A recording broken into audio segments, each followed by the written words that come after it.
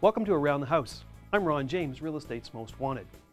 Today, we're meeting with Mark Chabot, a certified financial planner from TD Waterhouse. Mark's a specialist after 10 years in the business, dealing with retirement, tax, and estate planning. Mark's going to share with us estate planning tips and why it's important for you to know. Let's go meet Mark now. So Mark, I know that people have a basic understanding of retirement and tax planning, but they have little information on estate planning. Can you help us with that? What do we need to know? Yeah, absolutely. When you look at estate planning, I think anyone who's ever had the unenviable task of being an executor understands just how difficult it can be. The first thing that you need to do is take a look at your own affairs, whether it be financial or otherwise, and say to yourself, if I had to clean this up tomorrow, how difficult would that be? And then imagine yourself being put into someone else's shoes and having to clean up all those affairs. It's a big job. And so I think that when you're looking at right-sizing your house, it's a fantastic time to look at your overall situation.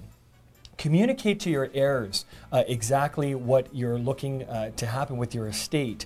I think that when you look at how many siblings have really become enemies, not over money, but over the grandfather clock, or over a particular picture that they had affection for, that they never really talked about who wanted what.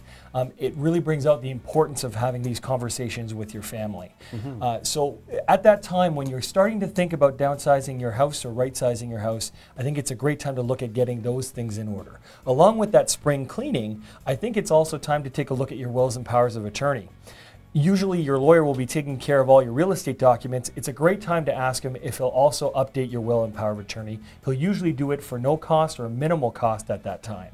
A lot of people have wills where they have an uncle who's passed away as their executor. They may want to look at changing that or adding on their children who may now be able to handle the responsibility of being an executor of a power of attorney. When you're looking at those POAs, make sure that you look at the financial and health power of attorney as well, also known as a living will, so you can let people know how you want to live out your final days.